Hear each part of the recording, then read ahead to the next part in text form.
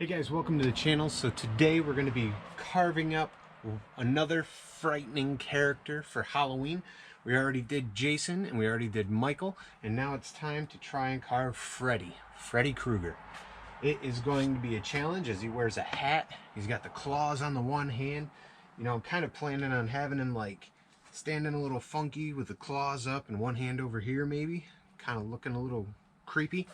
We'll see what happens. Be sure to give this video a thumbs up though and hit subscribe if you haven't already. Also, if you missed the Jason and Michael carvings, Jason Voorhees and Michael Myers, I will have links to those videos at the end. And with that, let's get ready to make some sawdust.